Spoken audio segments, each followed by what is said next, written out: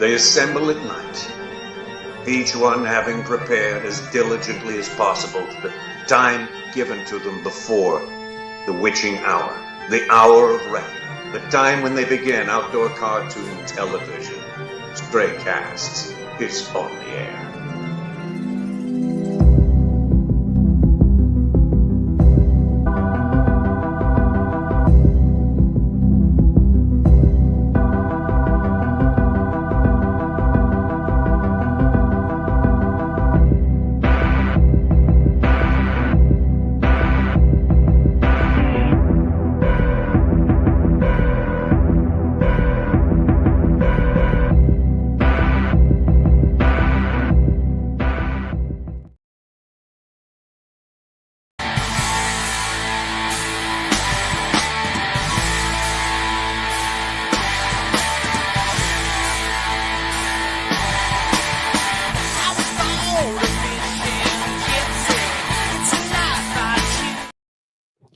Good evening, glory. Hallelujah to you. What the heck's your story and what's going through you?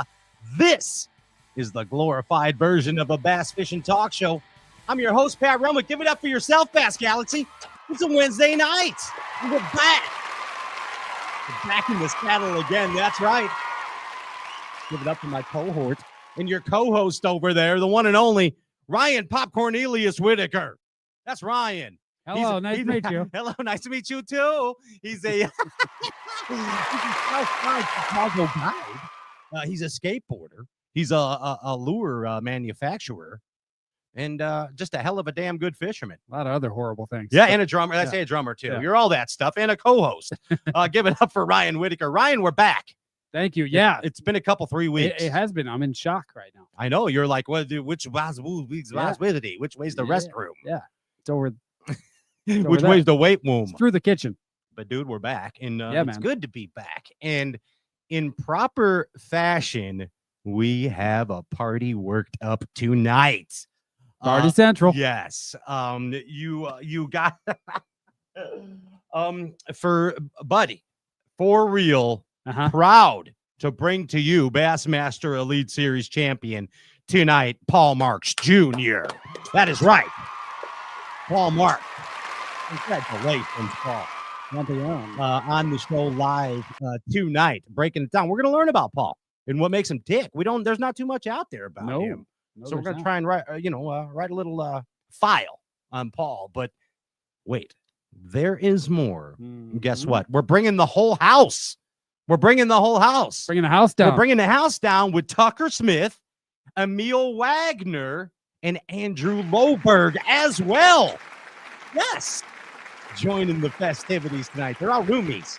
They're all freshman roomies, greenhorns on the Elite Series Angler. So you get a chance to meet them as well. Nice to meet. Hello, nice to meet you. Nice to meet you as well.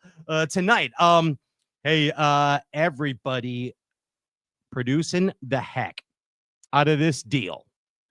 Live from an undisclosed location somewhere in the Bass Galaxy. He's legendary in these parts.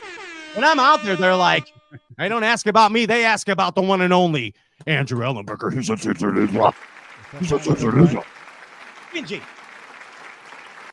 What are you doing? Nothing, hanging out. Just hanging out and doing producer stuff. Watching fishing shows. In between being a hockey dad. Yep.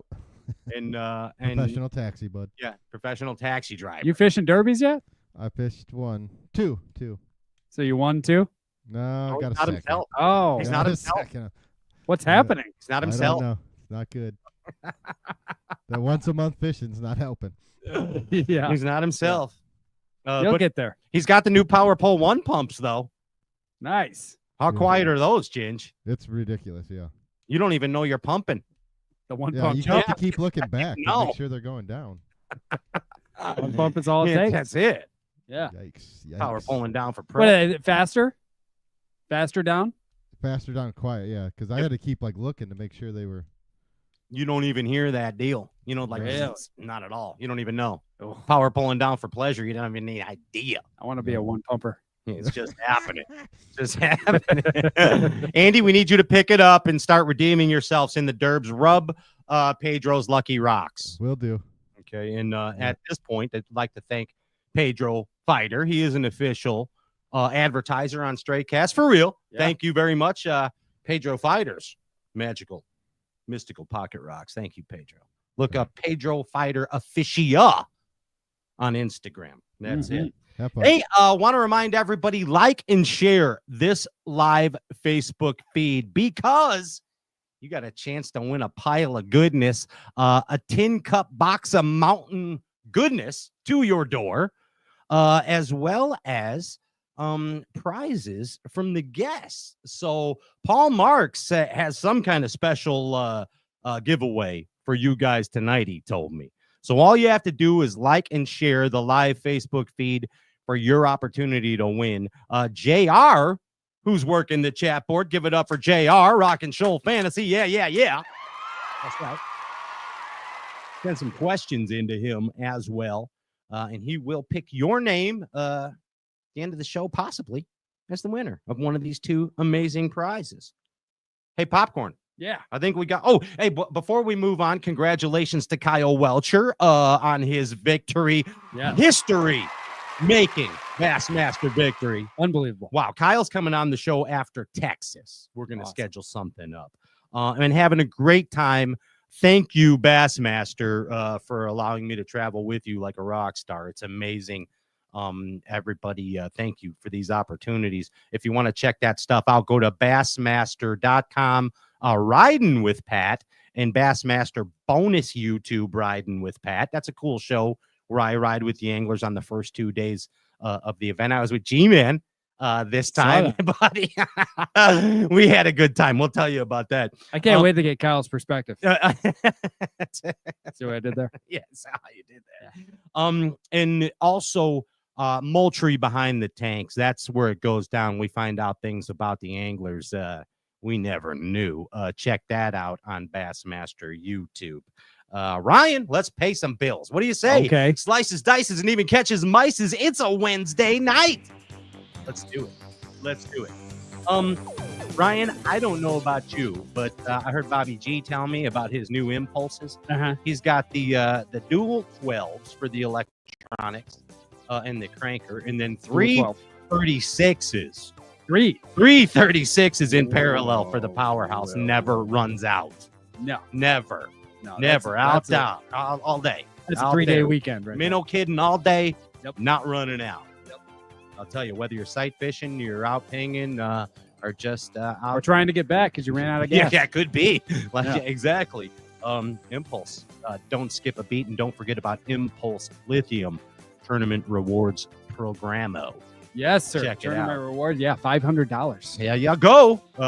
So far. Tournament's over 60 bucks. Bill Lowen's cashed in on that so far. And so is Brandon Palaniuk. Free to enter. Hey, guess what, Ryan? I know where you go shopping. Hilda Bass Galaxy. Where do you shop? OmniaFishing.com. OmniaFishing.com. Yes, sir. It's just an app away. It's an app away, and more than just tackle. An app a day keeps the bass bill collector away. Yeah, it's Premium Pro. For more than just, you save on every purchase, get money back on every purchase, and just go there and check out the lake map features. Yeah, it's a learning process as well. Any lake you want to study, I know. Our boy Eric B. Congratulations to him and Cody Bertrand, both doing very well in the Opens. Great finishes at the regional event. They use applications like this to study ahead of time on lakes, and it shows. It pays off. That's Omnia Premium Pro at Omnia Fishing. Lake-specific shopping as well. I like it. You're going to a lake. You want to know what's hot there? Just click on it. Specific. Ryan, I'm all jacked up, if you can't tell. I'm all jacked up right there on the Cafe Con Leche. But get this. You know what's crazy? These new Berkeley Jacks. Have you guys seen these? He's got the jack. Show it to the cam right there if you can, Ryan, in perspective. That is the Ghost Red Gill that Ryan has right there, and it's a new lipless crankbait from Berkeley. It reminds me of a cross between the Yuzuri, what was the Yuzuri Rattle and Vibe, and then also Aaron's Duo Realis bait. It's very thin profile. I've been using it like a blade bait, and also kind of just worming it. It's got super small hooks on it. I ain't lost a fish on those Fusion 19s. I don't know. They scare me, but they're good. Got to cut them grasses too. It really does. Check it out. It's the new Berkeley Jack, available, ironically, at OmniaFishing.com. Popcorn Whitaker, moving on along. There's two things I want to talk about here. Tightrope jigs. I've been hearing some Elite Series anglers talk about them. Just letting you know. Yeah. Tightropefishing.com. That is the finesse jig that Ryan Whitaker and JP High make. You know what I'm saying? Yes, sir. And Josh spinnerbait and Josh well. Sokol as well. Yes, and Josh especially. Yeah, especially Josh. He's the workhorse. Especially Josh. Thank you, Josh. The new Forerunner in tournament jerseys and tournament hoodies, Mad Science Print Lab. Tell them about it, Pop. Yeah. And just, if you're a small business looking for apparel, they'll print on anything. Embroidery as well, custom patches, hats, DTF transfers, anything you want. I like DTF transfers. I got to tell you. That's your favorite. It's always your favorite. Always. But yeah, I mean, hit them up. They are anglers as well. So they know what you're looking for as far as like SPF shirts, stuff like that. They can get you anything, and large quantities, small quantities, whatever you need. Mad Science Print Lab. Tell them Popcorn sent you. Yes. While you're at it. Hey, can we do this, Andy? Can gotta remember, ladies and gentlemen, it's the one and only. It's the Tin Cup Mountain Man himself, Whiskey Gypsy. How you doing, Gyps? Good. How you guys doing? Are you in a laboratory? No, I'm in the hallway of a restaurant. I'm at the Courthouse Club. I thought I saw a urinal. Oh, wow. In Noblesville. Yes. Yeah. So, first, I thought it was a urinal. No. We went out to dinner. So, yeah. We got a show worked up for the Bass Galaxy today. Yeah, you do. Yeah. Paul Marx, Emil Wagner, Tucker Smith, Andrew Loberg. I mean, it's a party. It's a party. Yeah, it is. I'm telling you. Hey, Gyps, you got it. What do you got? Old fashioned again? That drink looks a different color. Yeah, it's a little light. It's actually just on the rocks tonight. No, there's OTR. So, yeah, on the rocks. Just OTR in it. Hey, for those of you that don't know, this gentleman right here, Luke Foley, the Whiskey Gypsy, pops on the Stray Cast show every week, and he gives us the Tin Cup Whiskey word of the week. And when you hear that word, you take a little sippy of what you choose. It could be a black coffee like I got going here, an ice cold Coca-Cola, or, of course, a Tin Cup Mountain Whiskey, the official brown liquor of Bassin. And when you hear the word and take a sip, got to remind you, sip responsibly and sip passionately. I just threw that one in. Right sip there, right? Passionately. I like it. Passionately. See, that's this new catchphrase. I'm gonna make a T-shirt that says that. Sip passionately for your wedding. Yes. Yeah. Hey, Bolts, what's the word of the week? What do we got? How about anything that comes up, with the lake they were just at about blueback herring? Yeah, I know. Hartwell herring. It's famous for blueback herring. Say something about herring. Or like Swindle says, herring. Herring. I think we're gonna say herring quite a bit. We might say herring. Yeah. We could. Yeah. So anytime you hear the word herring or Hartwell, take a sip and please sip responsibly and remind everybody now, fools, what's going on. Oh, wait, I'll tell you what's going on. Like and share the live Facebook feed. And of course, as usual, Luke Foley's giving away a box of Tin Cup Mountain goodness to your door. To your door. That's how the Gypsy does it. And also a Paul Marx prize pack. What do you think of those yapkas? All right. Sounds good. Mark moment. It is a Paul Marx moment. Hey, Foley, you're a real treat. Look at you. Look at you there, all highfalutin. Well, you got to dress up when you go out on the town. Look at you highfalutin with your button up. Hey, we'll see you soon in the basket. Yeah, we got to go fishing soon. Come on down. I got some more jacks. I know you love these things. Yeah, come on down. I'm in town till when, and then off to. All right, I'll be up next Wednesday. How about that? All right. Hey, I think that's it. Don't forget, like and share the live face. What are you doing, Popcorn? He's coming next Wednesday. I won't be here. All right. Popcorn will. Hit me up again. I got more dates opening up. Oh, Pete Lusick wants to pass in too. He's sending some people out. Okay. Some high rollers for Ryan's Southside Guide Service in Chi-Town. He's the guy that was fishing in the Green River, Foley. I saw that. That was fantastic. That's him. Hey, With Not the the power soda. poles down for pleasure. Don't you go anywhere. When we get back, we're coming here live at you with Bassmaster Elite Series champion Paul Marx. See you in a minute, Bass Galaxy. So yes. Hey, Luke. See ya, Poles.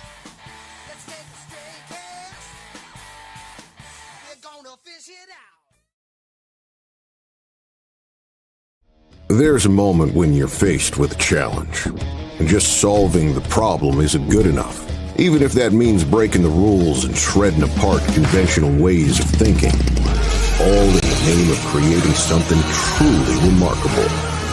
With this much control at its command, we didn't stop with just one. We created two incredible trolling motors. Introducing the new Power Pole Move brushless trolling motor. This is the mountain, and this is mountain whiskey. Unspoiled, untamed, forever wild. There's no safety net, no way down. Up here, it's just man, and the mountain, and his tin cup. Tin Cup Whiskey. Mountain whiskey. Omnia Premium Pro gives you the confidence to eliminate dead water on thousands of lakes across the U.S. Exclusively on the Omnia app, use 10 unique data layers containing critical real-time mapping information to see water temperature, water clarity, contours, lake bed hardness, and important weather data all in one place.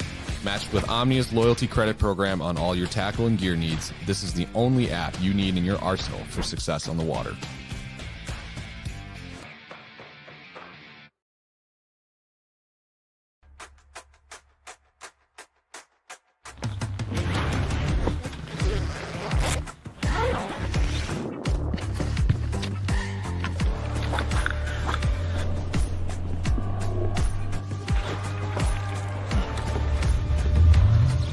Nice, dude. Yeah, buddy.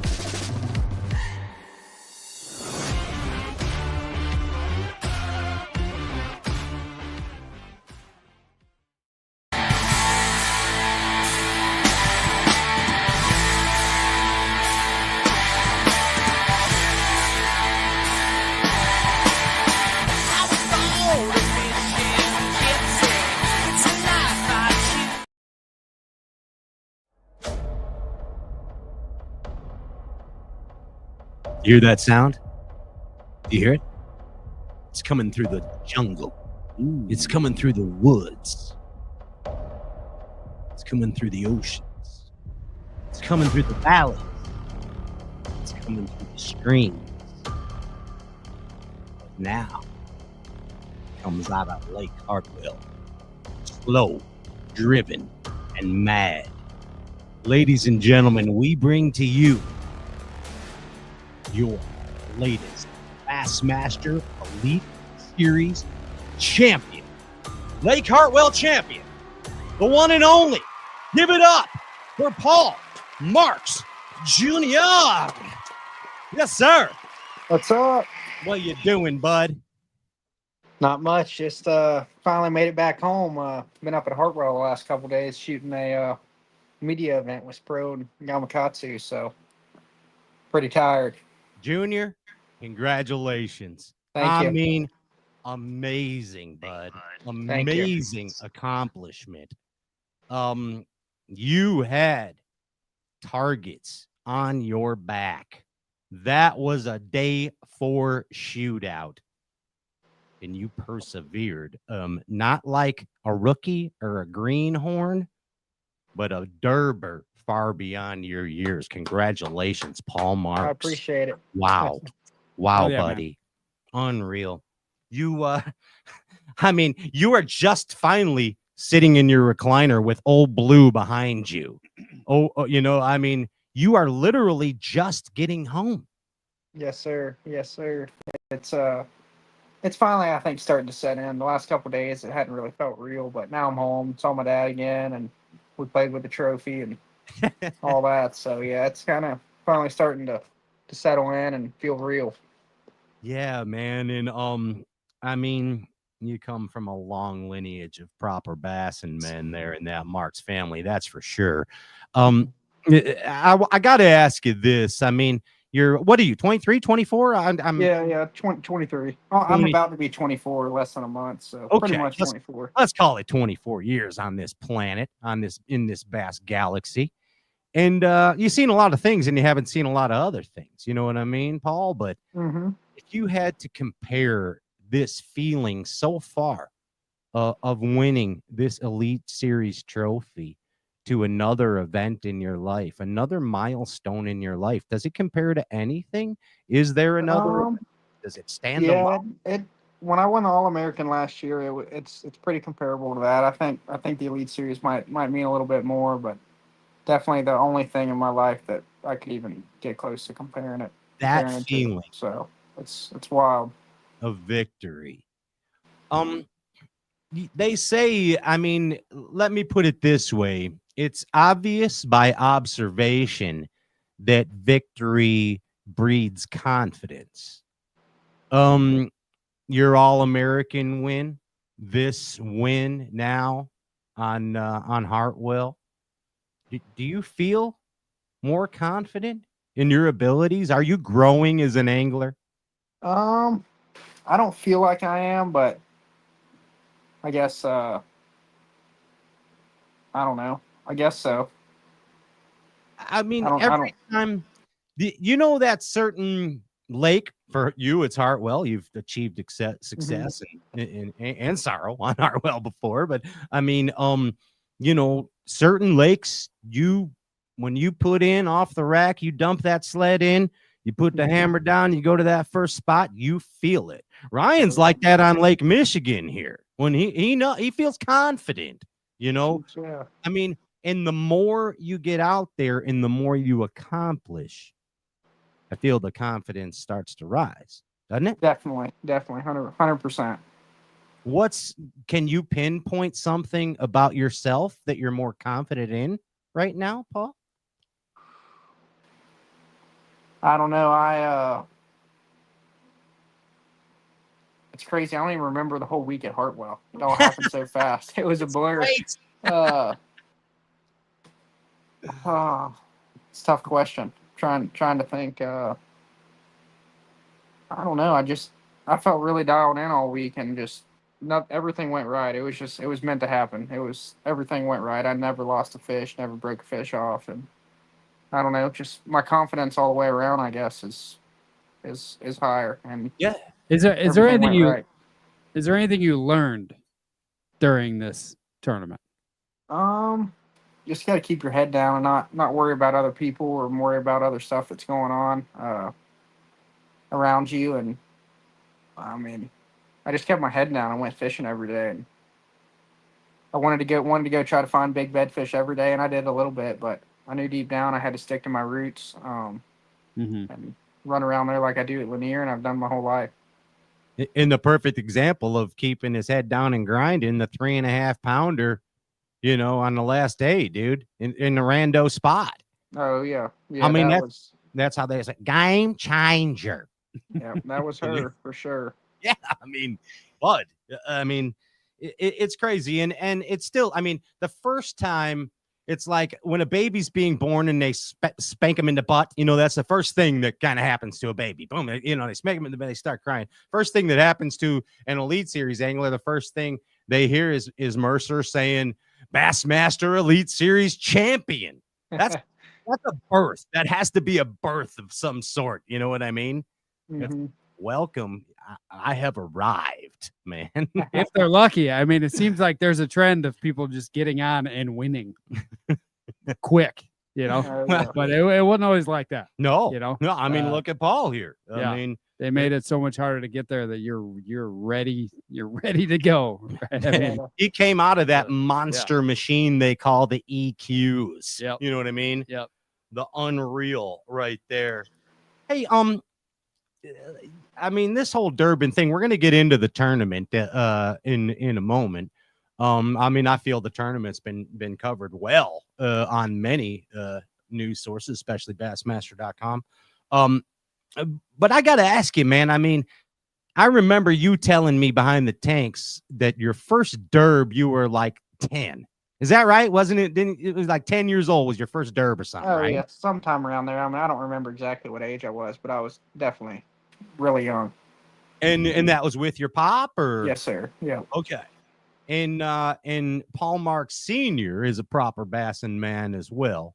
And you could tell that Junior here has learned quite a bit from him. Yeah. And I asked you, before your victory, actually, I think it was on day 3 of Hartwell. I asked you a tournament lesson you learned from your father.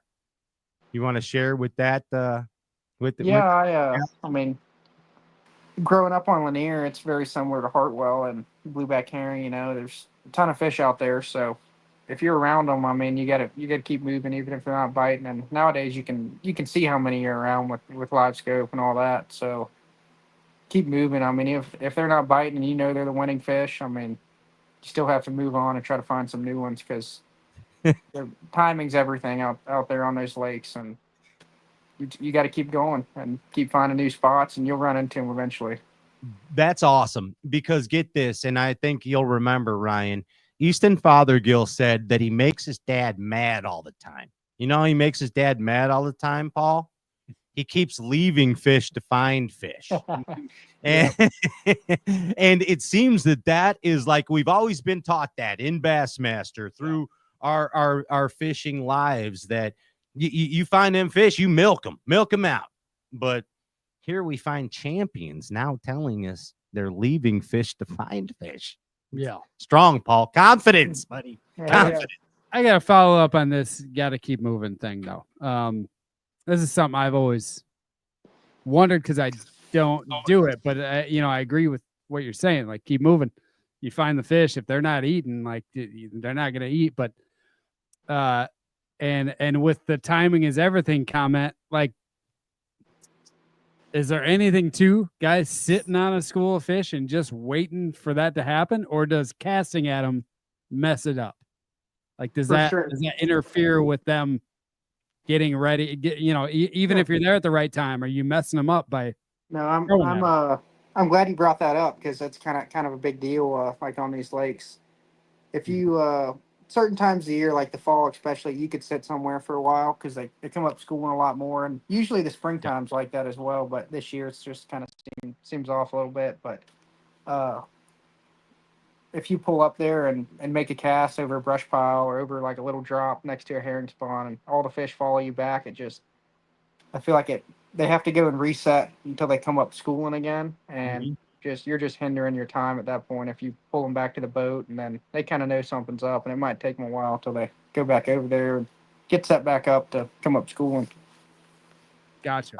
Yeah. That's similar to the smallmouth fishing. You deal with that dilemma all the time. Yeah, if you throw like if we could pull up on a school of smallmouth, you throw a swim bait in there first, and it pulls them all out off the spot.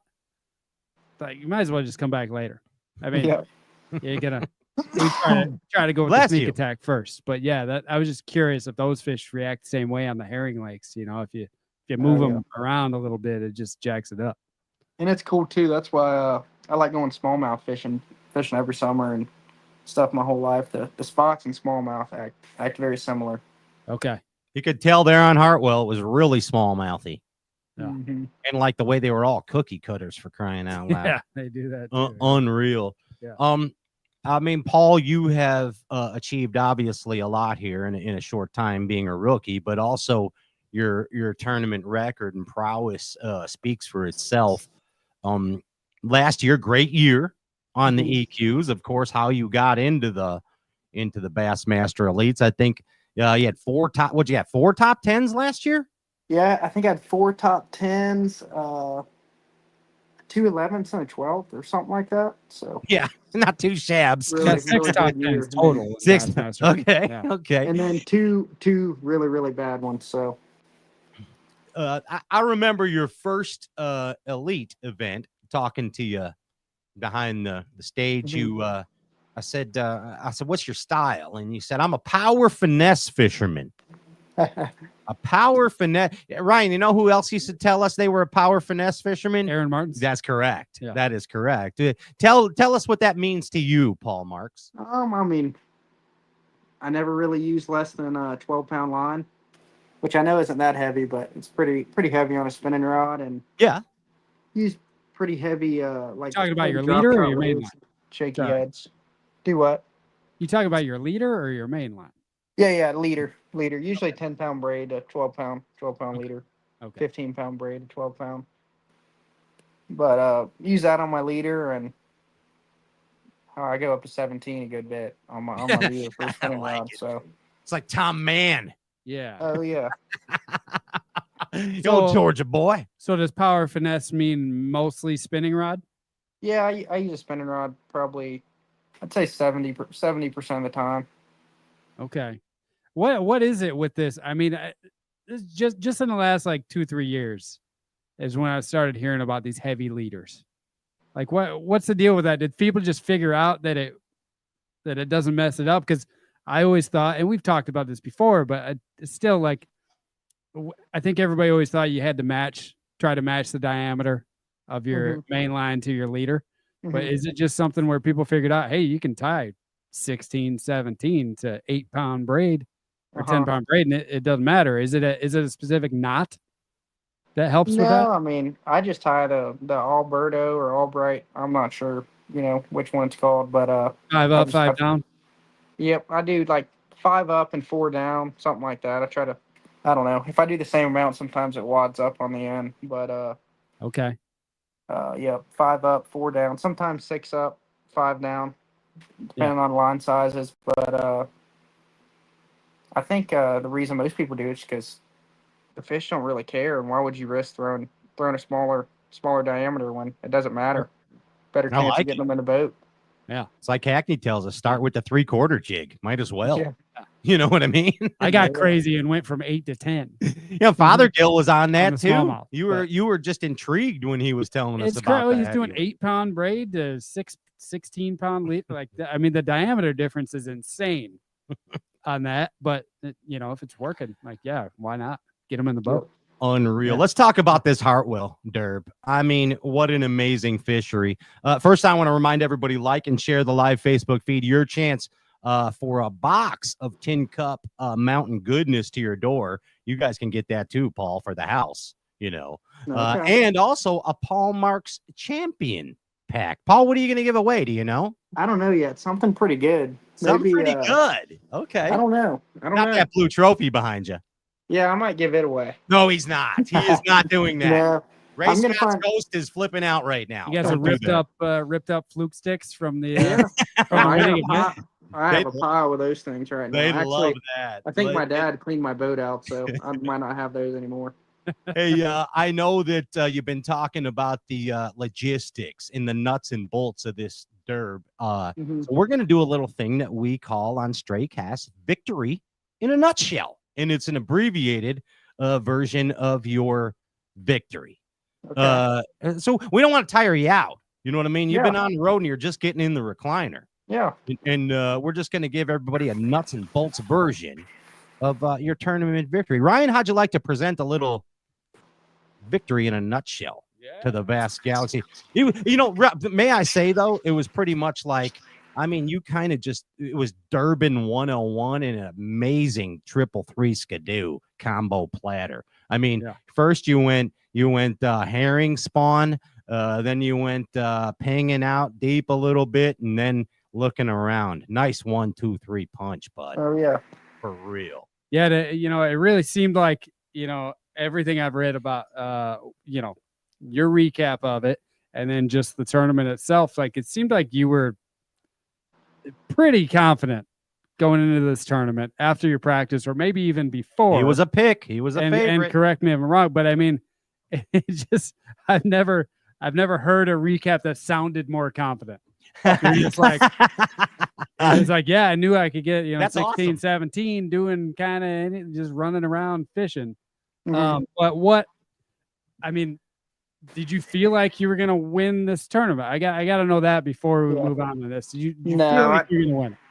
I didn't feel like I was going to win. And the first day of practice at like lunchtime, I'd fish around, caught some 3 and 3.5 pound spots, and I knew I could catch those, but I really didn't think they would be enough. So I went up on the bank, and there was just largemouth swimming everywhere, and I was like, Okay. man, this is gonna be one of those tournaments again. And I mean, the first day I went and caught one. I found a 5 pounder that was super easy to catch. I went and got it to bite the last afternoon day of practice. I took like 10 flips and I got the female to bite, and I shook her off. And then I think I caught 16 pounds pretty early and pulled in there about 9:30 and caught that female, and happened to see one about 20 yards away that was 3.5 and caught it as well off the bed. And then pretty much ran around the rest of the day. I scanned a little bit and looked through Practice. some more stuff. Yes, sir. Yeah. So you got Practiced every day. got the herring deal, you got the spawners, you got the sight fishing, and then you got this offshore deal. Mm-hmm. What did you think was going to be the? I mean, was it all three together, or was there a more important thing? Where did you think you were going to get your biggest bites? I knew I would get there. My biggest one would probably come off the bed. So okay. Buckets. I caught that one the first day, and then I wound up actually finding a really, really big one at the end of day one, and I went and ran just a couple herring spawn spots, and I knew that, I mean, Chris and Corey Johnson were in the pocket next to me when I found it, so. Oh, yikes. So I was like, I got to get to that fish pretty early, and I ended up running down there, and it was gone, but there was another bed that was made that night. It was like a 4.5, 5 pounder, so I ended up spending a little time on it, couldn't get it to bite. But I did find a really big one. I thought I was going to catch it that next morning. It was at least 6. I think it might have been over 7. What were you throwing at those bed fish? Was that the fluke stick too? No, I was throwing a Zoom Z-Crawl Jr. white. Okay. Z-Crawl Jr. Mm-hmm. Okay. So I want to talk about this this fluke stick a little bit. That was sneaky, by the way. Yeah, I mean, you know that, right?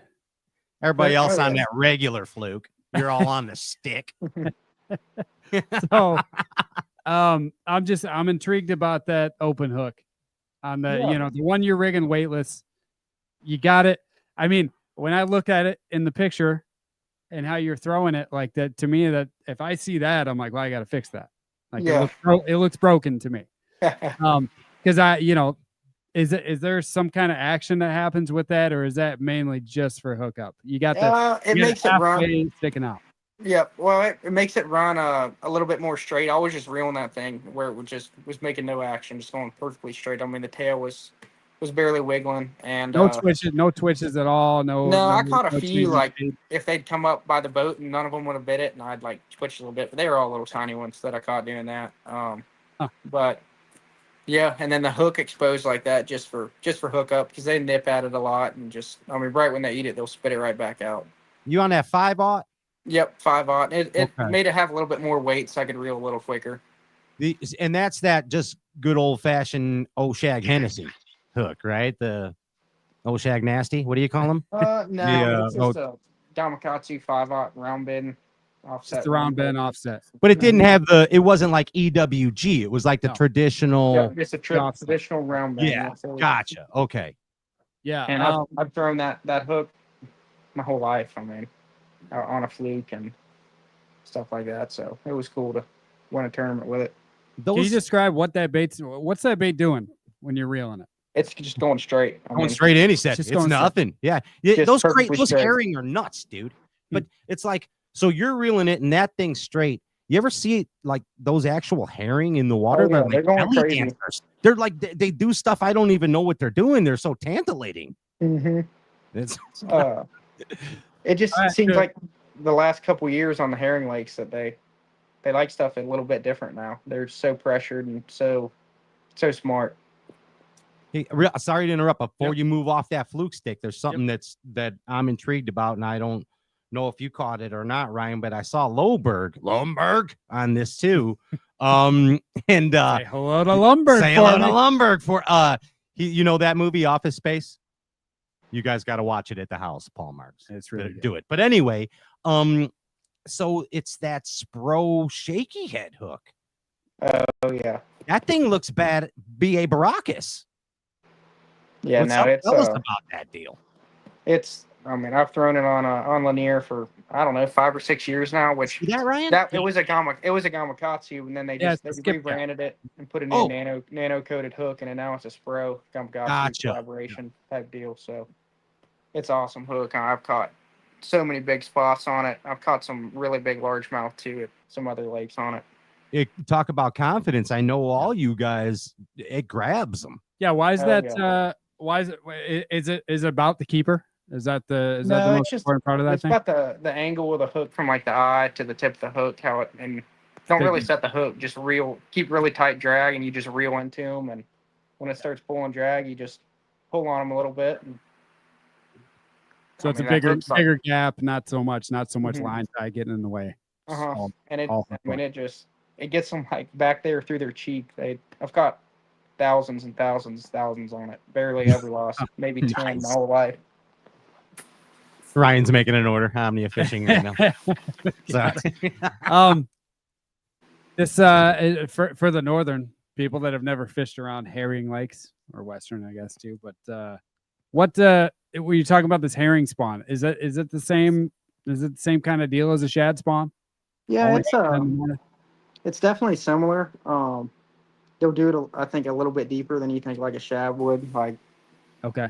And it's just out on main lake points, like off drops and around rocks and hard bottom clay, stuff like that. They'll do it a little bit on just a sandy bank every now and then. You'll find a good one, but very similar to shad. Okay.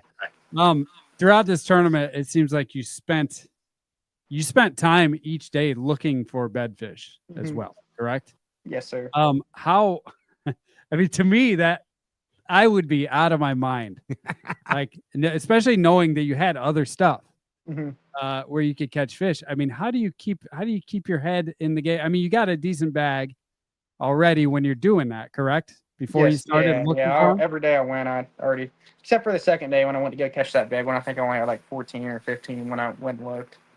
Okay, so this was that was the way in your head to catch a kicker, and you were into it. Okay, that makes more sense to me. But still, no, I mean, when do you stop? Because you didn't do it till the end of the day. So how do you know when to be like, all right, not gonna find one. Let's go back and do my thing. Eventually get tired of it, and I was like, I can't do this the rest of the day. Okay. So it's a voice in your head telling you, all right. It's like Animal House. It's got one on the shoulder, each shoulder. Yeah. Well, I mean, for your first bass, it seems like you kept it together well, going into that last day and struggling a little bit that last day. But I mean, how were you inside your head halfway through that final day? Like where were you at? I mean, I was thinking I didn't have it won because I only had 15 something pounds, and I knew I needed to go find a big bed fish. And I got up there looking around. I just never ran into any. And the third day I'd caught 2 big ones out of some brush piles my dad and my old team partner sank back in like 2018. Yeah. So I don't know. I went up there looking for bedfish that final day, and it just kept clicking in my head. I need to get back out there and try to catch big largemouth on a topwater over brush pile. Just get back to my roots and get back out there and do that. So yeah. And when I started running around like crazy looking for bedfish, and I think it's why they left me. But like all the people that were following me, I had a pretty big crowd like tucking in behind me everywhere I went and watching me. A lot of people I know and stuff. It was cool. They all kind of left, and I was like, man, someone else is catching them better than me. I got to find a big one. And but it all worked out. I think it was just because I was running around so fast that they couldn't keep up. What was that top water? What was that deal? Was that haint? The taint? Yeah, the walking haint and chrome. Oh, in chrome. Okay, gotcha. That's Spro bait? Yes, sir. Okay. Gotcha. Yeah, we heard about that last year. The other herring.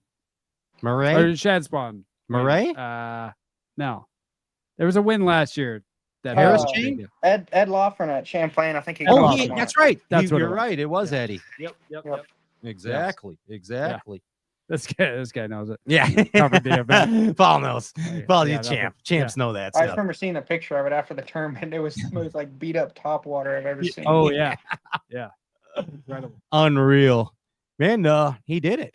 He did it. That 3.5 pounder though on the last day. I mean, dude, that was such a clutch fish, bro. It was, and I didn't think it was. I caught it. I didn't think it was that big, and it came up, ate my fluke stick, and kind of jumped. And I set the hook. And I just reeled it straight in on the surface and flipped it in the boat. And I mean, I knew it was a 3-pounder. I didn't know it was gonna, because it cold like a 2.4 or 2.5, something like that. So it cold me almost a pound, and that might have been what edged me over Tucker. Yeah, I mean, and just crazy. I mean, what an amazing top 10.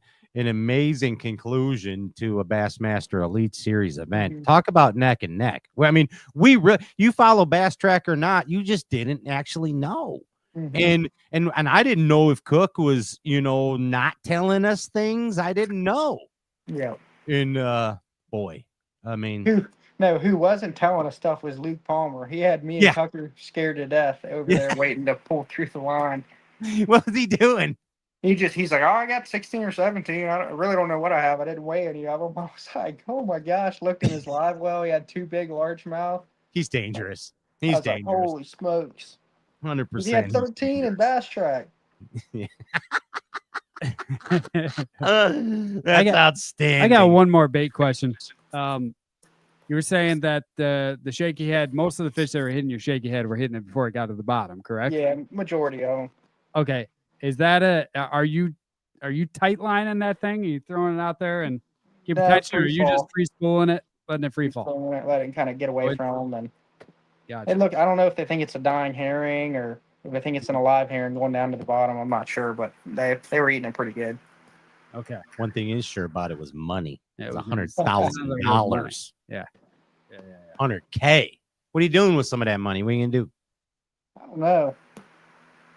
I might buy a jet boat or something cool. Oh yeah, I like your style. That's the best answer I've heard. Yeah, that's awesome. Yeah, that's well. Answer. Jordan Lee was going to buy a bunch of Copenhagen. Remember? That's right. Yeah, somebody bought a pillow. So, yeah, like a really nice somebody pillow. did get a nice pillow too. I can't remember who that was. It's a good idea. I might be one of those $250 cooling pillows that you. Yes, a Subakawa pillow. That would be amazing. Not a bad investment. Yeah. I want to learn about you, Paul Marx. All right. I mean, our jobs as Bass and Talk Show hosts is to do research and development, and quite frankly, there's not much out there about you. Yeah. Besides your tournament history, so we want to know about you. All right.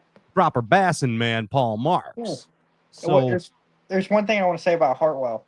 Okay, please do. All right. So back in 2023, it was before I'd fished the Opens in 2022, but never really dreamed of making it. I just did it because I won a BFL and 21 and had enough money to do it, so I went and did it. But 2023, I fished the Savannah River division of BFLs, and 3 were on Hartwell and 2 were on Kiwi.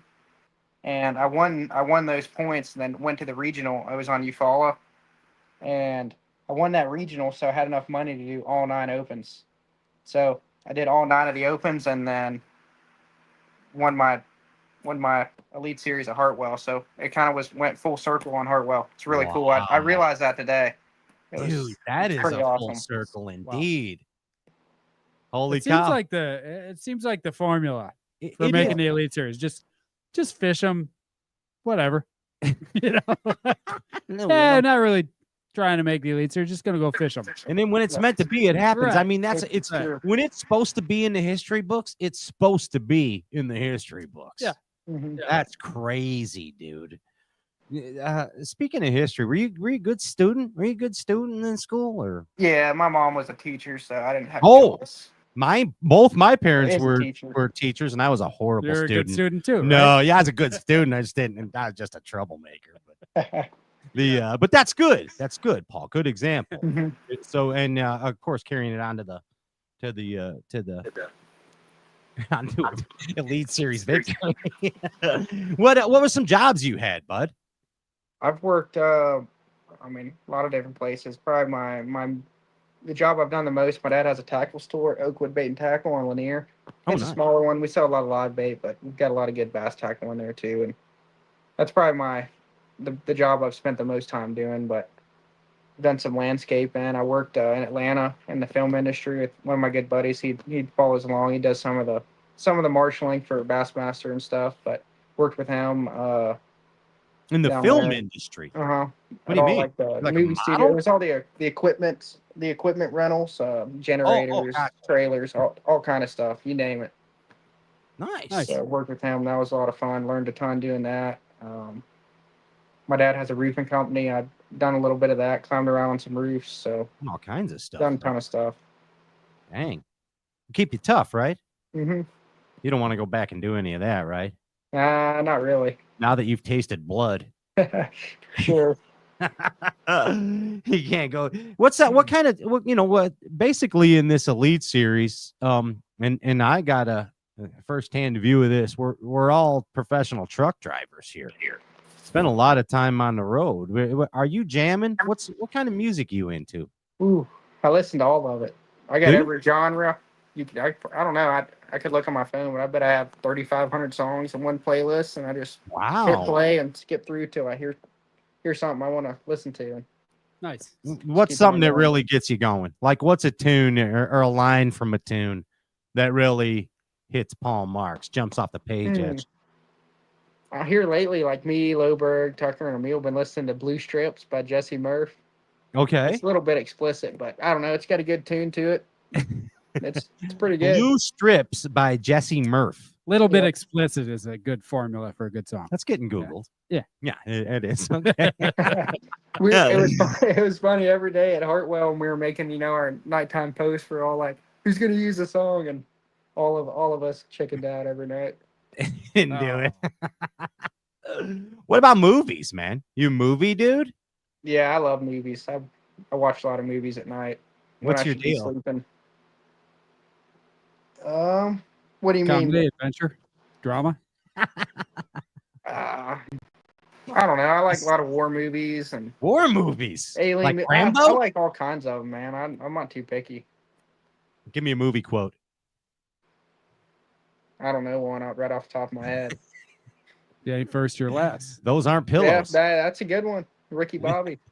Ricky Bobby. Wake up every day and piss excellence. That's it. Yeah. That's what he did in Hartwell. That's for sure, man. I'm all jacked up on Mountain Dew.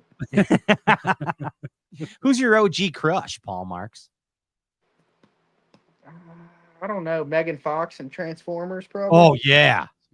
Of course. Good answer. Pretty sweet. Powerful and pretty sweet, he said. Nowadays, I don't know, but that's the OG one.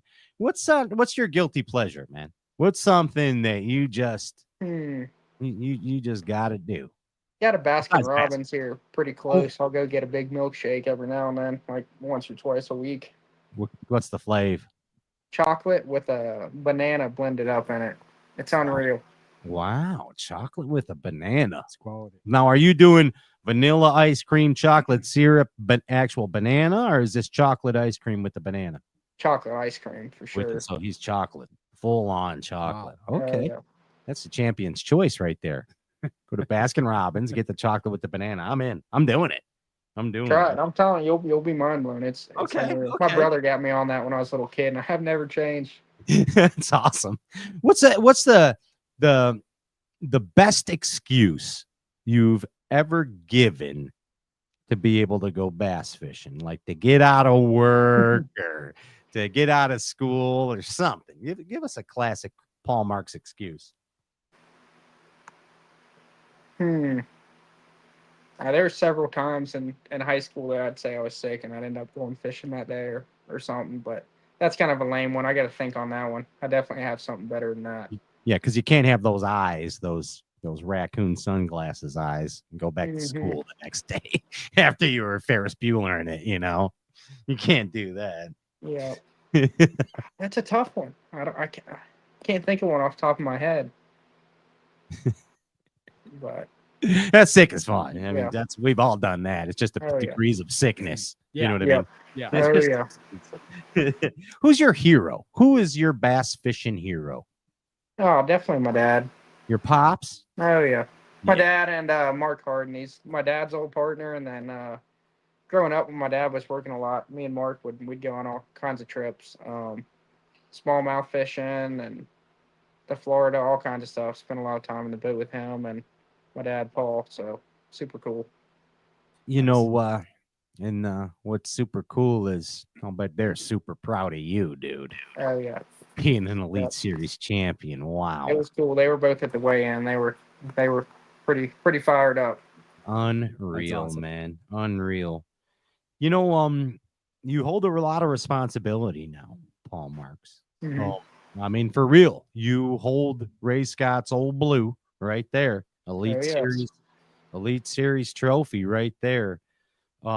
You're now a man more wise and confident than you were a week ago.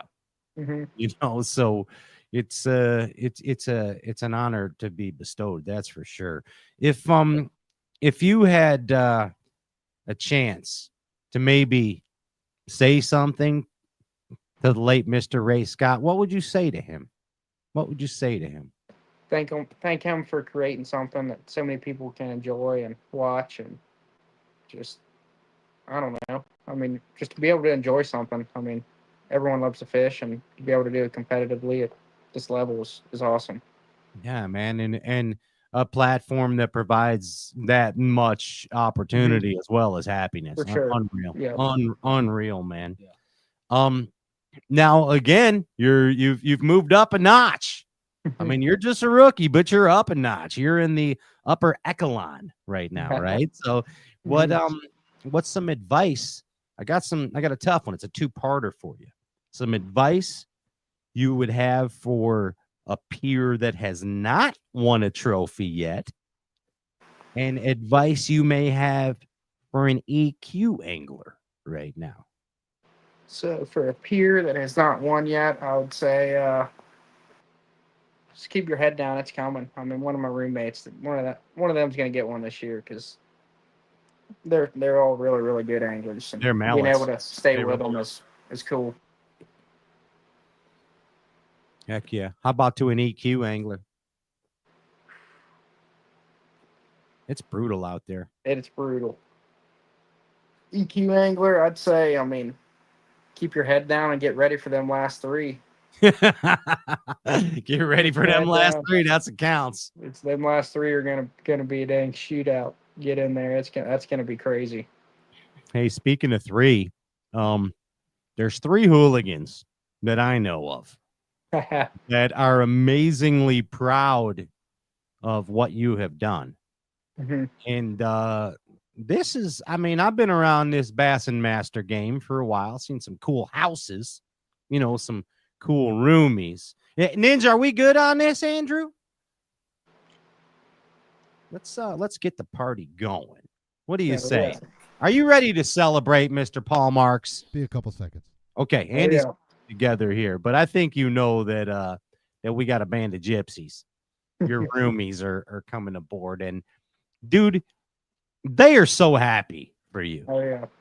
I mean, if you look at all the pictures, if you look at the videos, it's like, that's when you know. Because, again, in the Elite Series, it's cutthroat.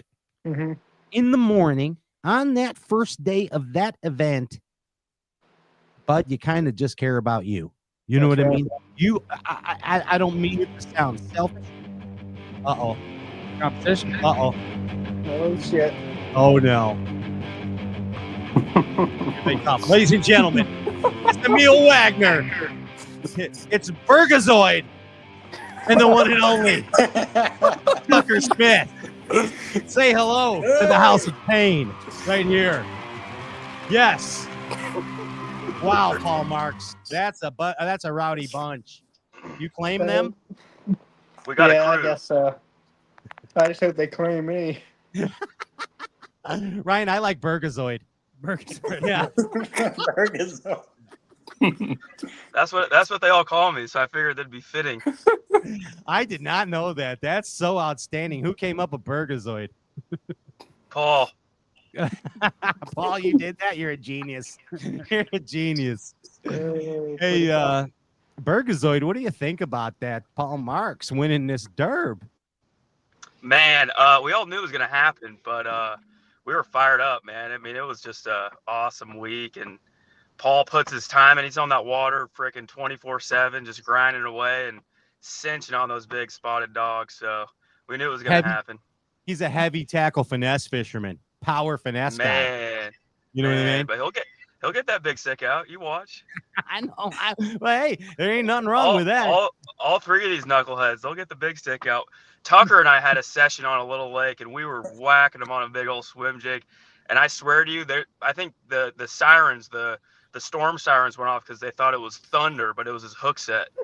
Dude, yeah, Tucker's insane. He often punches himself in his sleep because he's Alabama shaking the whole time. Yep, exactly. He gives himself a black eye in the middle of the night. Exactly. I may be small, but I can pack a punch for sure.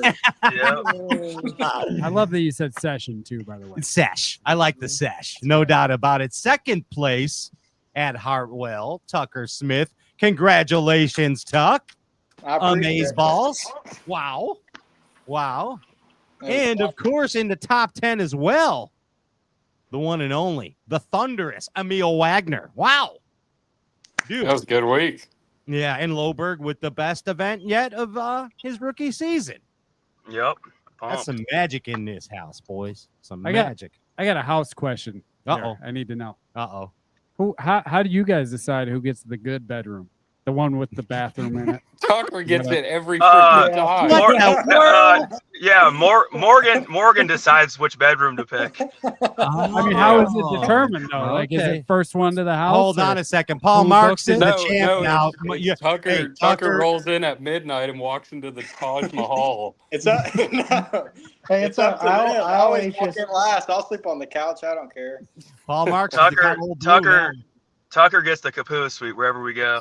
I always just make myself at home and just walk in Tucker and Morgan's bathroom, shower, go to the bathroom. Yeah. And then everybody finds out like the last, you got a bathroom? You know, like, yeah, what the heck? It's always a, Well, now first guy in the house. So Paul I'm bunking with freaking Loberg, taking a shower with the hose outside, and Tucker's freaking just chilling. He's got a bidet and everything in there. Emil is scared to death of a top bunk. The last 2 tournaments, he won't sleep on it. He will not won't do the top bunk. Who won't? Emil. Nah. You won't, Emil? Do you have a scared traumatic experience as a child, or you just saw? You saw Step Brothers too many times? You're afraid? I think honestly, Step Brothers is one of my favorite movies. I think I just don't want to be freaking crushed, you know. I think the light bulb. Yeah, fair point. I don't know. They give me crap for it all the time. We got to overcome this. They can do whatever they want. I'll sleep in the truck. Yeah, it's a big deal, man.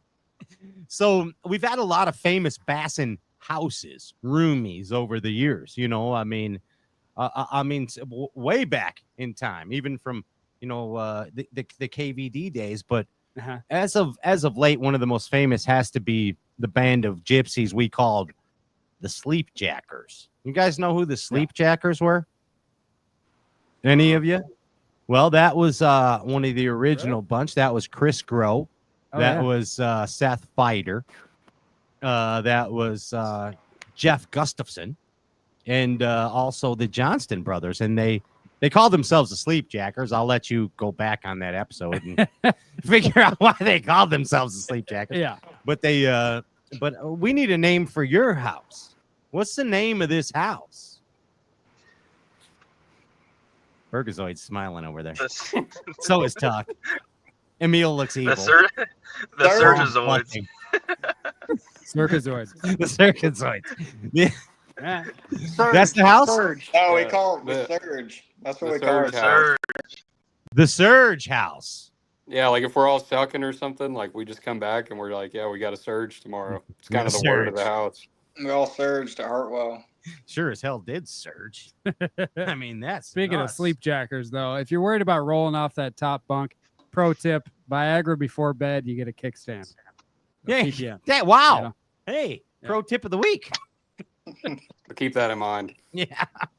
Makes it harder to put your bibs on the next day, though. It's true. It's true. Ain't gone. Hey, 4 derbs into this deal and sitting well. I mean, sitting well. This whole Burgazoid's gone. We lost Burgazoid. Been abducted.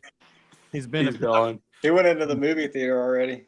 I mean, the upside down. I mean, Tuck, you're at like 14th in the standings right now, and Paul, I think you're like 18th or something. I haven't looked. I don't know. Not too shabs. Sorry if you're putting the blinder on. Not too shabs. You know, and you too, Emil. You're having a decent year. I mean, the rookie deal. Is this the return of Burgazoid? Burgazoid? What did he do? We don't even know what happened there, man. He's already in Texas seeing his wife. So Oh, he yeah. must have Yeah, He's doing Burgazoid stuff. Yeah. Who's like the dad of this house? I mean, Tucker gets Loberg, 100%. Loberg is the papa. He wakes up at 4:30 every morning, gets his Jack's biscuits in the morning, coffee. Oh yeah, he's up. Yeah. Burgazoid, you're big papa. Oh yeah, I'm daddy Yeah. over here. Yeah, you're getting the biscuits. You're bringing the biscuits to the tribe. Have to. Nice. And it's so who, like, out of this house. I mean, I think I know the answer to this, but I want to hear it from you guys. Paul, I want to ask you, who's the most likely to oversleep in this house? It's a tough one. It's a tough one. Okay, it's a tough one. But I stayed It's a with Tucker. three-way tie. I stayed with Tucker all year last year. I never thought I'd meet someone that was more slow in the morning until I met Emil. Or I didn't meet Emil, but until I started staying with him. They bumped into each other a lot. It's 100% Emil. No, He sleeps with his Loberg. lights on. I and gotta his wake shoes up. on. I gotta wake up Loberg half the tournaments, dude. Dude, you're lying. I didn't know I was hanging out with liars. How many alarms you got set? Yeah. Usually One. at least 15. No, they have me to wake them all up. Paul and I are pretty good, but we wake those other two kids up every day. Bro. It's not easy to wake up in the morning. Yeah, Tucker's horrible at it. I thought the answer was going to be Tucker. That It's a kid's close horrible. race. I've been fishing with him in the morning, and he is literally like a sea sponge until 10 a.m. I'm with you, man. Yeah. It's insane. Tucker, do you wake up every tournament day and just say, why the hell did I choose this for the first half hour? Yeah, every time. I like it because I usually don't know where I'm going to start in the morning. I just kind of wake up and just think of a spot when I'm running down the lake and just pull over there and start fishing. Bingo. Yeah. The thing I like about Tucker is he does have like these built-in instincts, of course. So when Bassmaster had me with Tucker this year, where were we again? At the Pasquotank. Pasquotank. Yeah, Pasquotank. Well, I saw Tucker dressed in full Han Solo winter fatigues, so I knew we were in for a ride. So I knew at least he got that together. He had gloves on and everything. Yeah, I looked over and I saw Pat spit out a bunch of water. Yeah, he was just drenching me, dude. I mean, it was in one nostril and out the other. We never speared one though. This kid, no, but I was getting it over the side of the tro. I'll tell you, it was a bass boat netty pot. It was netty potting TF out of me. It sure was, Ryan. It sure was. And then I was with Burgazoid too. Yeah. I went out there with Burgazoid. Had one of the best days ever of his Elite Series. I kicked you into high gear, Burgazoid. You did. It was you that made the movement. Yeah. I don't really think that's true. Yeah. But we had a fun day. And Emil, you're coming up, and so probably not Paul now that he's a big time holder of Old Blue. They probably won't put me with Paul. They have a camera all the time. Big time camera guy. You know what I mean? Yeah, we got to get out there. Hey, you guys have fun bass fishing, and that's something that is a breath of fresh air to see, especially in this day of a lot of BS and bass, and you know, all you guys, and this is not a negative term, but you're all minnow kids. Like, you guys get it. Like, you get that technique. There's minnow kids or pingers, whatever you want to say. There's flippers. There's winders. You know what I mean? There's power finesse guys like Paul Marx. There's all kinds of things. I mean, how do you guys feel about being labeled? in bass fishing. Isn't being labeled a rookie enough? Emil Wagner, isn't it? I don't really care. I mean, if you're under the age of 30 and do good in tournaments, you're going to be labeled as something. So it really doesn't matter. You know what I mean? Like you're gonna, even if you're the best. Like I was telling some of them, like you can go on Facebook now and it'll be, a video of some guy catching a bedfish, and the comments are like, he couldn't catch that fish without scopes. It's like you can't win these days. Who cares? Just go fish and have fun. Yeah, it doesn't matter if you're under 30 either. They just they do it to everybody. I mean, Yeah. One of the best comments that I saw is when they had Tucker and I together. It was like, forward-facing sonar kids and hippies. Now what? Now what in bass fishing? Yeah. My buddy commented like, Tucker throwing a swim jig. This must be AI or something. Yeah, that was awesome. Dude, I didn't even know that was y'all. I'm over there reeling in 11 inchers, and I just hear two people on the other side of the river just laughing their ass off, catching 4-pounders. I'm like, oh, this is sick. And I turn around and it's you and Tucker. Yeah, it's that kind of party, Emil. It is. Yeah, not good. Hey, tell Burgazoid. Tell us something. I just love saying Burgazoid. I don't know why. It's like Bazaka on Jay and Silent Bob. Do you guys know Berserker? Oh, please look it up. Burgazoid, tell me something. Watch Clerks. Yeah, tell me something about this house here. Yeah. That nobody should know. Just tell us. Just give it out. Something just tell us something that the Bass Galaxy should not know about this house. Some deep dark secret. Some deep dark treacherous secret. It's a very Michael Scott question. Yes. Tell me something. Yeah, I don't know. I intentionally. Thank you, Ryan. We don't really have any deep dark secrets. I have no idea, to be honest with you. Loberg still wears diapers. Does he really? Dude. Yeah. It saves. So he gets a better night's sleep? Here's a deep dark secret of Emil. He sleeps with a light on. Oh, No. are you Yeah. scared of things? No, it's happened a couple times this year. A couple of times. That's every time. What? You just so tired you fall asleep with the light on, or Emil It is happens. he's a serial killer when it comes to sleeping. He sleeps with his phone in his hand, light on, and all of his clothes on every night. his eyes are open? Yeah. Like, I still have my water lands on. I just wake up ready to go. Ready to rip them. Ready to do it. Hey, I mean, but I got to tell you, man. Of course, Brad Rutherford, and his dad Bob has a place on Hartwell, right? Oh, yeah. You know what I'm saying, Emil? Yeah. And next time you see John Cox, ask him why he sleeps with the lights on at Bob Rutherford's house. I will. Yeah. I remember. It's got to be a good story. It is. I remember hearing about that. Yeah, it has to do with something about John Cox being violated by a ghost. And what? Yeah, I can't help the things that happen on this show and the stories we hear. This is the same show where we learned about Fighter's Ghost Cat. And we also learned about the succubus ghost. That doesn't have anything to do with Jay Ellis. No, Jay Ellis was floating over Rick Clunn. Right. Yeah, Rick Clunn was. We learned that Jay Ellis' spirit, or Jay said Rick Clunn was floating over Jay Ellis. Yeah. That's what it was. Yeah, that's haunted what it him. was. Haunted Jay Ellis. Yeah. A lot of people were haunted by Rick Clunn that competed against him. You know what Clunn said to that? He said, I'd think of someone else to haunt in their sleep. No, he said, I think of some better looking people if I was going to haunt them. Anyway. All right, Tucker, tell us a deep, dark secret about the house. I don't know. I mean, he's chickening out. He is. Tell us a quirk about Paul Marx, Bassmaster Elite Series champion. He's got to have a quirk. What's something weird he does? Something weird. Yeah. If any of you other boys got There's something, a lot of weird things about Paul Marx. chirp in, Bergs. Pretty sure he sleeps with Zen in his mouth. He swallows them. No, I don't know if that's ever happened.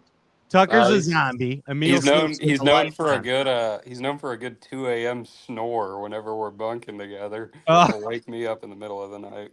You think a Sam Squanch or a Rougarou is outside. It's really Paul Marx in the top bunk. You like Rougaroos. Hey, You got to ask those Cajuns about some Rougarou stories. All right, now I know it is freaky as he is. Burgazoid's got to have something deep and dark about him going on. What's a quirk you're observing about the Burgazoid? Oh. I'm as normal as it gets. Is he? He looks like he's 20, but he's really 37. I'm only 31. Oh, man. So people can't label me as a live scoper, so I'm good. I'm out of that loop. You're not a minnow kid. I'm a flipper.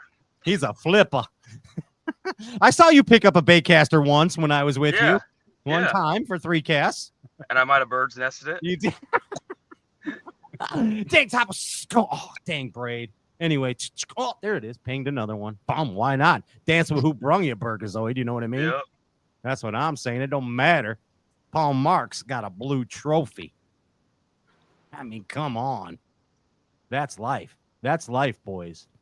All kidding aside, Emil, that's got to light a fire, don't it? Oh yeah, no, we talked about that. I mean, it was whenever I saw the first couple guys win this year, it was like obviously really cool. But having one of your own roommates win, it's like that really makes you want to get one. So that's definitely the goal the rest of the year is try and win. I mean, that's always the goal, but you know what I mean. It makes you think about it that much more. Man, Tuck.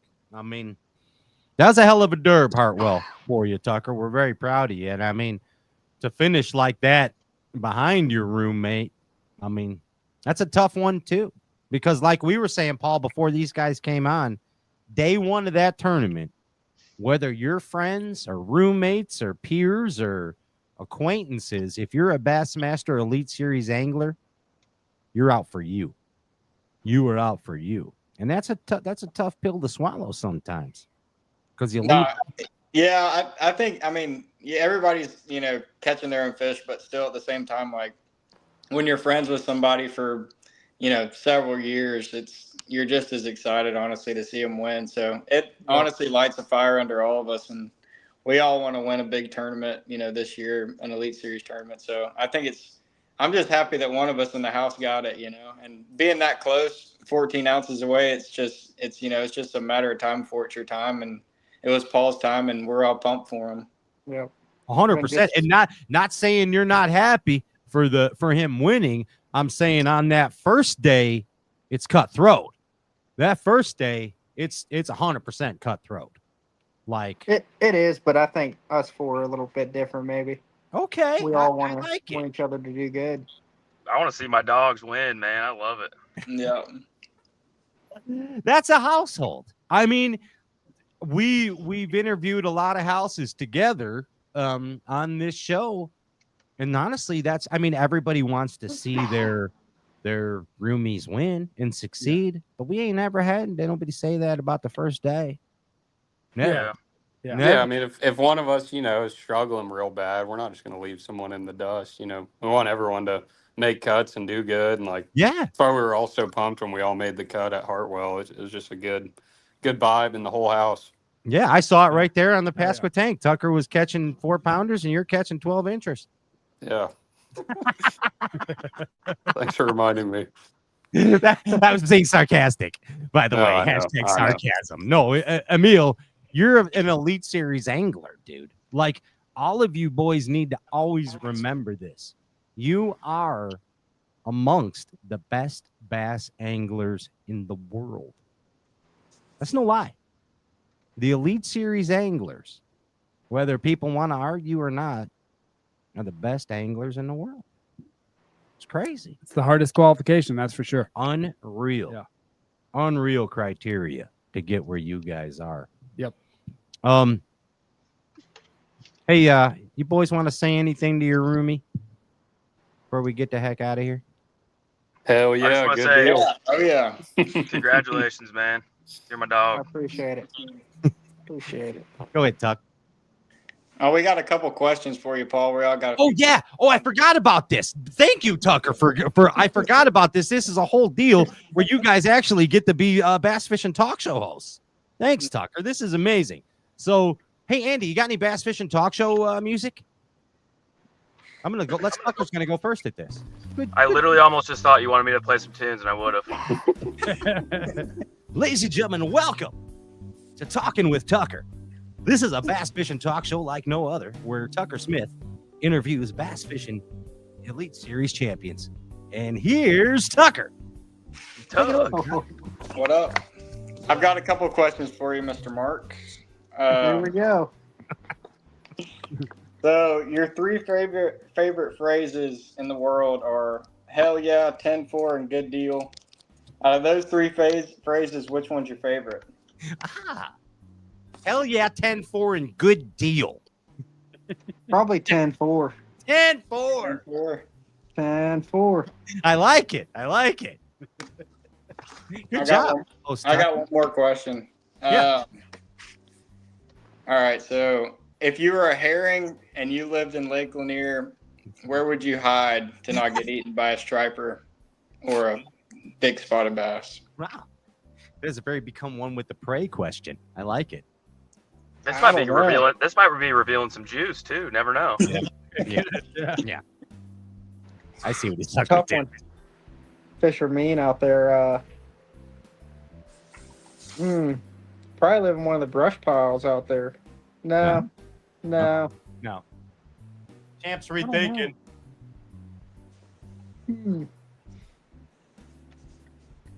Probably live in a marina. You swim up in like the transom of a pontoon. You know how they hold water up in there. I'll probably live up in one of them. In a crevasse. Yeah. Yep. In a crevasse of a marina. Yep. Good answer, champ. And never come out. All right. Excellent job, host Tucker Smith.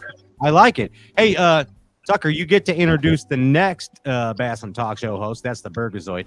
And he gets go ahead and introduce the Burgazoid, would you? Yeah, coming up next is the Burgazoid, the head of the household, the father. Yeah. Okay, my first question to Paul Marx is, so we've been roommates this year, and we've slept in the same room for multiple times, and I've noticed you like to pass a lot of gas at night.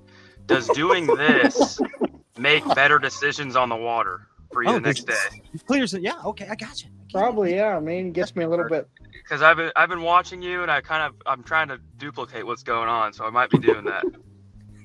I don't know how I always pass more gas. We always eat pretty much the same meals, but yeah, definitely. I mean, I clear out about every morning before I get on the water, so definitely less things to worry about. Okay, my next question. Yeah, it's called the barking darkfish, by the way. Nice. Yeah, my next question is: so during the 2025 Elite season, it's only been a couple months. How many Zins has Emil taken from you this year? 6 or 7 cans. Okay. Tall order. Guilty. And does he repay? Never.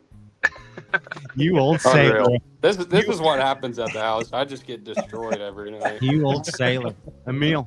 Unreal. Well, unreal. Well, those are some dang good questions, Burgazoid. I don't know. You guys are good talking hosts. Hey, go ahead and introduce Emil and let him at. Here's your chance for redemption. Emil. Get these boys. Bless you, Paul. Thank you. I don't really have anything that good. Paul, do you like throwing?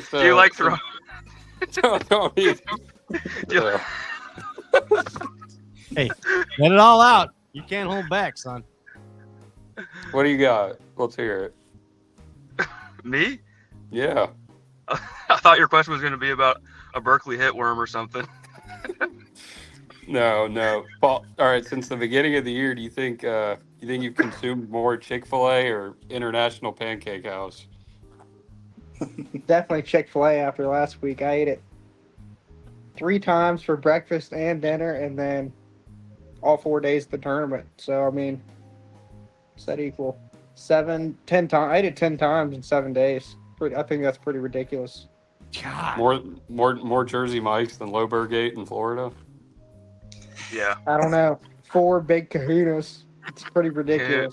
Loberg ate 12 big kahunas in Florida and still had not 12 taking a dump. 12 without what? They're 18 inches long. You got 12 of them in that gullet? It was stressful. It was a stressful week. Pat, I had 54 inches of big kahuna in me, and it would not unleash. The day that happened, I am glad. Yeah. That the event was over. That's good. All right, go Emil. You still got one. You still got another one. Have you done anything to fix your snoring problem? I mean, I don't know if I snore or not, so no. You got a video. I got video evidence. You should just slap me because that's what I always do to people when they're snoring. Throw a pillow at them or something. Or you got to draw something in Sharpie on his forehead when he's sleeping. You know what I mean? That's not a bad idea. Or put his hand in a bowl of cold water. Or put shaving cream. Warm water. Well, then, if you warm did water. that, I'm always on the top bunk. I'd just pee on his bed. Yeah. Emil, you are graceful, though. That dive you took, unreal, dude. Tuck, wasn't that amazing? It was great. Just for those that didn't see it, at Hartwell, Emil, it came in the bag line, and you just looked like I was soaked. Yeah, you were like a wet bird dog. It just, he was literally still dripping wet. It happened like 20 minutes before weigh-in. Like I was literally done fishing, and then I fell in. I like the part where you go, "I'm okay." Yeah, the high five is the best. The flip flops floating. Your flip flops over there. I went straight for my pockets. Like I thought I might have lost my wallet or my phone or something, and oh god, I don't know how that happened. That's never happened my whole life, but just slipped just in. dialed in, Emil. Clip. Dialed in. Yeah. Emil has a good story about his phone, wallet, and car keys. What happened? Yeah, I did have a little PTSD from that. At the Eufaula Invitational, Eufaula, Alabama, it was the third day of the tournament, I think, and I had to use the restroom off the back of the boat, so I put my phone, glasses, wallet, and truck keys on the back pedestal seat on the back deck. Just thinking like, I'll grab these as soon as I'm done. And finished up, ran to the next spot, and got up to fish, and I knew immediately. All of them were in the bottom of the lake my entire life. Couldn't start my truck, didn't have my phone, couldn't even start it with the app, couldn't contact anyone. And I was stuck in Alabama for like an extra 4 days. Oh, no. Oh, it's a nightmare. Oh, yeah, that's PTSD, dude. Wow. It sucked. Like you lose your keys, your wallet, and your phone at the same time. Like you're literally... I went to Little Caesars without my phone today, and I freaked out. I couldn't imagine all that other stuff. These stories need to be told, though. Yeah. So thank you. That's the real deal. Oh, and then the tow truck. We finally got a tow truck. Like we called them all like the next morning. Took forever to get one. They showed up, picked up my truck and trailer because we had to get it towed to a dealership to get a key made. And the tow truck broke down with my truck and trailer. Are you kidding me? No, it was insane. Wow. Yeah, thank God you got rid of that rig, right? Yeah. Oh, unreal. You guys are all breaths of fresh air for the Elite Series, for real. It's cool. I say that to the last two Elite Series rookie class. Bunch of cool people coming aboard. And you guys are awesome, for real. Like, it is a pleasure to have you guys come through that bag line and talk to you guys at every event. I look forward to each one of you guys. And I think that conveys to the Bass Galaxy. And may I say to Paul and to Emil and to Tuck, great job on the Bass Live. You guys did really good. And I know that's not the easiest thing in the world. You know, I know it's not easy. And you guys held your own and presented yourself way beyond your years. So good job on that, for real. For real. Oh, thank you. Thank you. You do a good job too. It's nice to have someone who... We're trying to get better. Well, you're doing good, Paul. You're doing good. And thank you, Emil. Yeah. Thank you for the compliment. Guys, we're off to Tejas. We're off to Tejas. I mean, back to backer. You know it's grueling. You know a single event is grueling. Now they hit you with the back-to-back. And get ready, especially in Texas. You guys looking forward to this deal? We're ready. Yeah. Oh, yeah. Yeah. Paul, pick the next winner in the house. Who is it? I know it's a tough one. Pick it. Probably Loberg. Loberg. Oh, yeah. The Burgazoid. Lumberg. It's Tuck or Emil. All right. Hey, and it seems like Emil, they just keep busting your plums. It's all good. It's what friends are for. That's exactly it. I'll bet Emil does it just because everybody's always busting on him. And Loberg's a local on Fork, so he should put us on. Yeah, no, we know. We read his file. Yeah, he's about to move back. Yeah, yeah, he's got a little something keeping him over there. I'm Texas not sure tornado. Are you telling me there's about to be a surge? A Texas surge? There might be a surge. Is there going to be a Texas surge? I like it. I like it. All right, yeah, boys. We gotta, all of us got to start packing and get ready to hit the road to go to Texas. Yeah, I can't wait. Dude, you're already there. Loberg's already there. Loberg, he is a Weisenheimer, isn't he? He's pre-fishing. He's seeing if they're still spawning in Texas. He's all checking it out. You guys are amazing. Again, Paul, congrats. Oh, we got to give some stuff away. Let's do that. Let's give some stuff away here. Hey, Tuck, how you feeling? You okay? I wouldn't even know that your dad just ripped a tooth out of your mouth. Yeah, I got a root canal. I'm feeling better, though. I was in a lot of pain the last few days, but the root canal fixed it, so I'm good. I never seen anybody do an extraction with a flipping stick until Drayton did it, and he did a dang good job. Yeah. I mean, I'll tell you. Better. I was taking Tylenol like every day, like 10 extra strength Tylenol. I was pretty sure my liver shot, so I'm probably gonna have to calm down for a little bit. I was talking to the Burgazoid, and I'm like, man. He told that sounds great, right? Right, Emil? I don't know why it cracks me up. Talking to the Burgazoid, you know, it sounds like the beginning of how I got arrested story. But and he was telling me that you guys were partying, celebrating Paul's thing, and I'm like, man, I'm gonna bust Tucker's chops. I tried calling him. He dumped my call, and he goes, hey, give him a break. He had a root canal. He said he was driving home. He was about to pass out. I'm like, oh my god. So. I was hurting. More power to you. And then poor PTSD Emil over here the whole time. I'm going to shake that one. I'm going to shake it. Let's give some stuff away. We have how about, hey, Burgazoid, you want to give away the tin cup box of goodness to some lucky guy or gal in the Bass Galaxy? Yeah, let's give it away to the Bass Galaxy.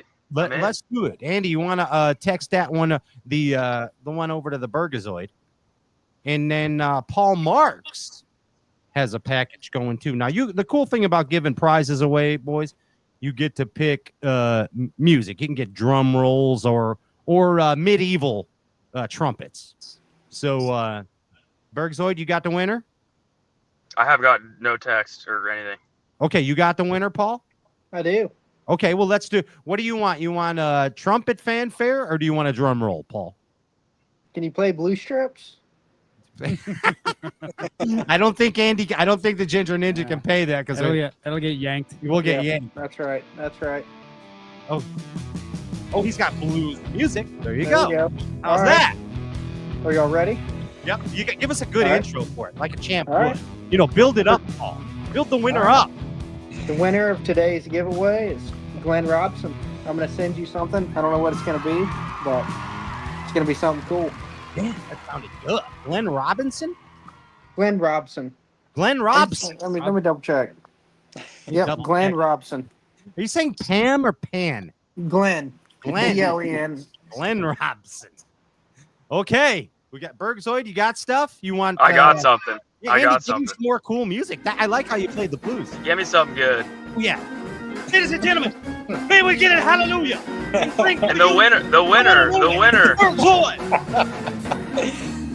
the winner of the Stray Cast Bass Galaxy is Joel Young. Joel Young. Joel Forever Young. Young, you won the tin cup box of goodness to your door. Don't drink it all at once. Yeah. Sip responsibly and passionately, though. Mm-hmm. Hey, you guys are all amazing. And I look forward to having you guys back on this Stray Cast show, all hoisting up that blue trophy. Mm-hmm. You know what I mean? The trophy. I made it a trophy. That's Australian. It's a trophy. It's a blooming onion for crying out loud. You won Oi, himself a oi, trophy. oi, Aussie, Aussie, Aussie. But congratulations again, Paul Marx, and looking forward to all 4 of you guys. Again, why not? Hoisting a trophy. Hey, we'll see you guys on the path to happy destiny, and see you in Tejas. Thanks for joining the Straight Cast Show, Bass Galaxy. Yeah, thanks for having us on. Thanks for having us. For the what's the name of the house again? Surge. The Surge. Yeah. Surge. Good luck in yeah. Can Thank you you guys write a guys. song? Later. Yeah, write a song about the Surge. All right. Thanks, guys. Yeah. We'll give Thank that. you guys. See you later. See you later. Paul Marx, you are a champion. Ryan, it's been another epi. Oh, I go get a case of Surge. They still make that I stuff? don't know. We need a surge. Remember that stuff? We need a surge happening. Yeah. But yeah, man. Yeah. Slapping the bus. We got the vibes. Cool running. Mr. Nitro, nice to meet. Hey, I'd like to thank Omnia Fishing, Sims Fishing. I'm all jacked up on Bob's Machine Shop and their jack plates. Impulse Lithium. I ain't skipping no beats, buddy. I don't know what to tell you.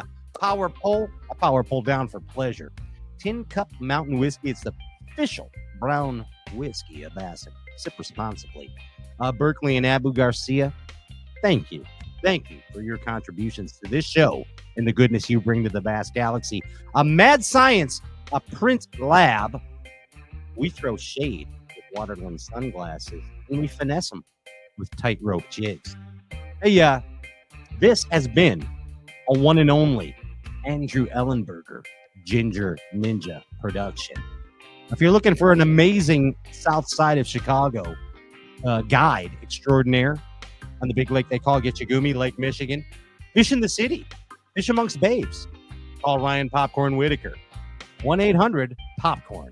Now. ChicagoBassFishing.com. ChicagoBassFishing.com. Yeah, Ryan man. Whitaker. Pat Renwick. See you in Tejas, Bass Galaxy.